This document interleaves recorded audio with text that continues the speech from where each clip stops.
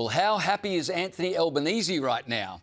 The PM gave a press conference in Adelaide yesterday. I have to confess the TV was on in the background and I wasn't really paying much attention when I heard him say this. Well, they're shambles. Now, at first I thought the PM must have been referring to Chris Bowen's energy plans. And then I thought, no, he's referring to the latest economic numbers. But as it turned out, the shambles he was referring to had nothing to do with his own shambolic government at all. He was talking about the opposition. And for the first time in a while, I thought to myself, Anthony Albanese is actually telling the truth. Tomorrow, National Party MP Colin Boyce will challenge David Littleproud for the leadership. He's not doing it because he thinks he can win. He's not even sure he can convince anyone to back him. But he told the Courier Mail, and I quote, "The reasoning for my spill motion is to give my colleagues an uppercut and get them to wake up to themselves." Now, I have to say that's quite a unique strategy. You can't fight for Australians if you're obsessed by fighting yourselves. And that is what the former coalition have become. Liberals fighting each other, Nationals fighting each other, Liberals fighting Nationals, Nationals fighting Liberals, Nationals defecting to the crossbench. I mean, they are a shambles. You know, that was actually a pretty good summary of the current political landscape. That Anthony Albanese had time to practice that tells you everything about how much pressure he's under right now, which is absolutely none. If only he was as good at running the country as he is at running down the opposition. Mind you, running down the opposition is the easiest job in the country right now. The lines pretty much write themselves. When it becomes farcical, I noticed yesterday that we now have in the Deputy Leader of the Liberal Party has been appointed as Shadow Treasurer and Shadow Assistant Treasurer. So he's assisting himself. Like, it is just beyond a joke now. Well, I tell you what, when Albo's doing comedy and getting laughs, you know the country's reached a pretty low point indeed. But the PM has never seen a bridge too far that he could resist. He just had to throw the gender card into the mix and then spice it up with some rank hypocrisy.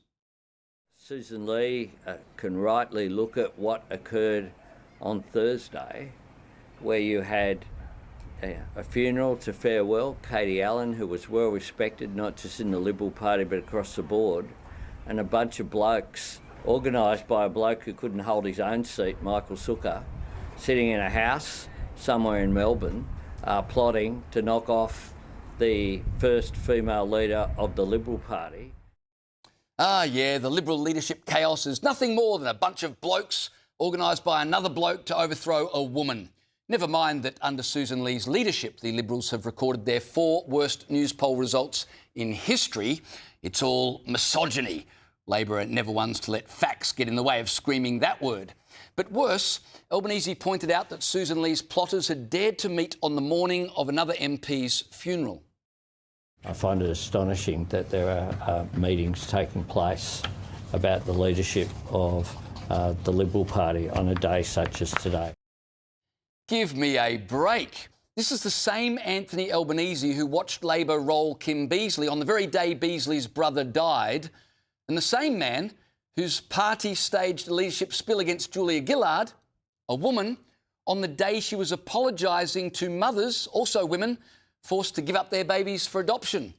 The only thing more astonishing than the coalition's self-harm is the Prime Minister's rank hypocrisy. Joining me now is Nationals MP Michael McCormack. Michael, welcome to the program. Do you agree that the Liberal and National parties are a shambles right now? No, I don't. Yes, we need to do a lot better, but the Prime Minister was supposedly announcing 17,000 new homes in South Australia as part of a new initiative. I mean, they promised 1 million new homes, and I doubt they've built even 1,000 of those homes. And so why wasn't he talking about that? We've got a housing crisis. We've got people paying $21,000 a year more on their mortgage repayments than they were under the former coalition government. We've got rents up 22%, power bills up 40%, and food up 16%. And Anthony Albanese is making jokes with Peter Malinauskas, the South Australian Premier, laughing. Well, of course it's these in-jokes. I mean, he should be talking about the housing crisis. He should be talking about the economy and on Tuesday, the Reserve Bank's Board of Governors meet, and there'll be some very nervous mortgage holders out there, let me tell you, James. Michael, I absolutely agree that Anthony Albanese should be talking about all these issues that are facing our country, and the reason he's not being asked to talk about them is because we're all talking about the Libs and the Nats. Colin Boyce, one of your colleagues, is going to challenge your leader for the leadership tomorrow. Here he was today. Have a listen. Now, the way it stands at the moment, if David retains the leadership, which I expect he will, I will be comprehensively defeated.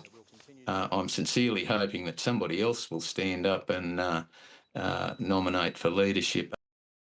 I must say I've never heard a leadership challenger say on the eve of his challenge, I will be comprehensively defeated, which brings me to my question. It's an interesting strategy, isn't it? He's either the most humble man alive or he's completely reckless. Why would you launch a leadership challenge that you know you won't win when inflation numbers are about to will have been released? The government needs to be held to account in Parliament. It's just reckless, is it not?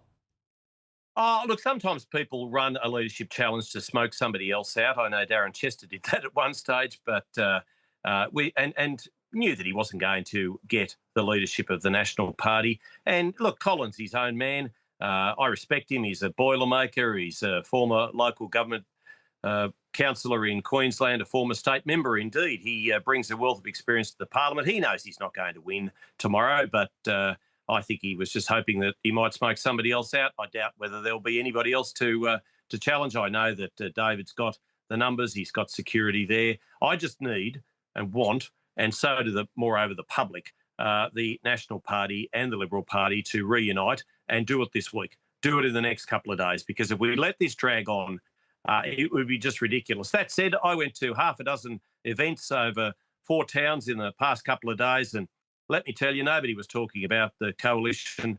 They were talking about their bills. They were talking about their household budgets. I suspect that sometimes this sort of stuff, as important as it is, and I know there's a lot of newspaper columns written and radio broadcasts done about it and television programs, but the general public, they're just worried about their safety and security, and they're worried about their bills going up and up and up, James. Well, if people aren't talking about the Libs or the Nats chaos, they're certainly talking about the growth of One Nation. The latest Redbridge poll out tonight shows One Nation's primary vote is now 26%. That's a 9% rise in the last month. Meanwhile, the coalition, or what was the coalition, now polling at 19%. That's a loss of 7% in 4 weeks. Do you worry? You said you hope the coalition reunites this week. If it doesn't, is the situation for the coalition or the Libs and Nat becoming unsalvageable? Well, time will tell, but people often tell a pollster their complaints and they will vote according to the poll in one way. But I think when they come to the ballot box on general election day, they will vote what is in their heart of hearts. And when they see a candidate with a Liberal or National Party or LNP name beside it, they know and trust that person. They're more likely to vote for that person than somebody from One Nation they've probably never heard of. One Nation is a protest party. They haven't held a seat or haven't won a seat in the lower house in history. And so, look, but that said, we can't deny there is a swing towards them. We can't deny that we need to do absolutely a lot better than what we've been doing. And we can't deny that we've got to stop talking about ourselves. Has to happen. We have to get back to the core basics. And the core basics, well, that's the economy. Energy is the economy. The bills that people are paying, that's the economy. And we need to be absolutely talking about the things that matter to Mr. and Mrs. Average out there, James. Michael, Pauline Hanson is now the most popular political leader in the country, preferred by 38% of people. David Littleproud, 13%. Susan Lee, 10%. But I want to talk about your former colleague, Barnaby Joyce. He's as popular now as David Littleproud and Susan Lee put together. What would you say to Barnaby Joyce? It looks like his decision to leave the Nats hasn't worked out so badly after all.